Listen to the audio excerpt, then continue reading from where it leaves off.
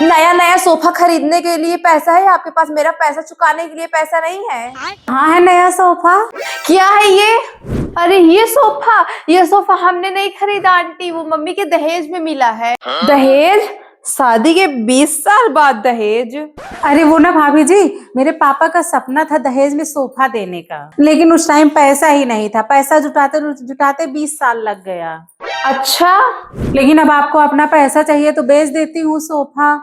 हाँ बेच दो मम्मी। ज्यादा से ज्यादा क्या होगा, मेरे बाप का 20 साल का सपना ही टूटेगा। नहीं रहने दीजिए, मत बेचिए। हाँ मम्मी, जब आंटी इतना कह रही है तो मत बेचिए। चलिए आप कहती है तो नहीं बेचते हैं सोफा। आइए बैठिए दहेज के सोफे पर। सोफा तो बढ़िया लग रहा है आपका। ऐसा करिए, पैसा रहने दीजिए, सोफा दे दीजिए हमको। ठीक है ले जाइए, ज्यादा से ज्यादा क्या होगा, पता चलेगा मेरे पापा को तो उनकी तबीयत खराब हो जाएगी। अरे यार ठीक है, मत दीजिए, धीरे धीरे करके मेरा पैसा दे दीजिए, बस हो गया। हाँ भाभी जी ये ठीक रहेगा।